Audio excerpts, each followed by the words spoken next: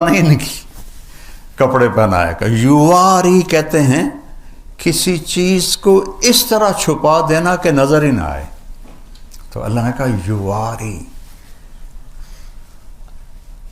ہم نے تم پر لباس کو اتارا جو تمہیں چھپا دیتا ہے ہمارے سارے عیبوں کے ساتھ.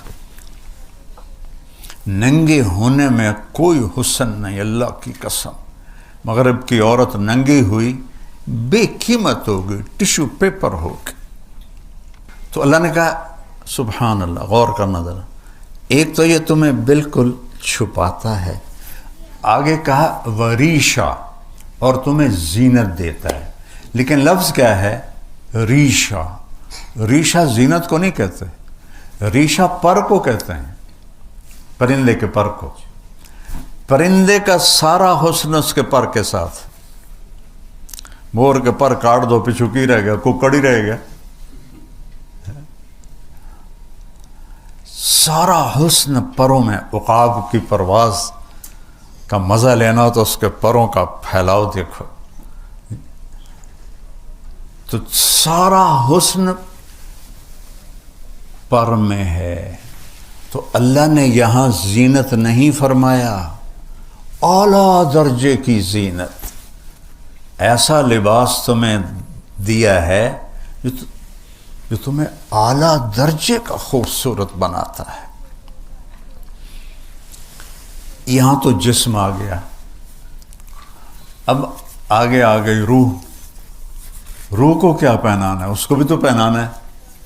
جسم ننگا ہو تو کہیں جا سکتے ہیں. یورپ کی بے حیا معاشرت ہے، وہاں پورے بیچ ہیں، وہاں صرف ننگے مرد عورت جا سکتے ہیں، کپڑے والے جا ہی نہیں سکتے. جب آدمی قرآن سے اسلام سے ہٹتا ہے تو جانور بن جاتا ہے.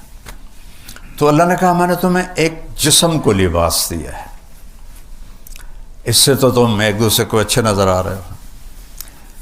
لیکن روح کو لباس تو یہ کرتے، یہ ویسٹ کوٹیں، یہ پگڑیاں، یہ تو روح کو نہیں پہنچتی. یہ ویسٹ کوٹ، یہ بوٹ، یہ جراب. تو اللہ نے کہا تمہاری روح کے لیے لباس بنایا ہے. چونکہ ننگی روح بھی اللہ پسند نہیں کرے گا. جیسے اگر تم ننگے ہو تو کہیں جا سکتے ہو، تمہیں اگلے چھوٹے مار کے اندر بھگائیں گے. تو میرا اللہ کہہ رہا ہے تو میں تو تیرے جسم کو نہیں دیکھتا ہوں، مٹی ہے. میں تو تیری روح کو دیکھتا ہوں کہ وہ میرا امر ہے. اس کا علم دیا ہی نہیں. قل الروح من امر ربی، میرے محبوب کہہ دو بس میرا امر ہے. تو اسے بھی تو لباس پہناؤ نا، تاکہ تم مجھے خوبصورت نظر آؤ.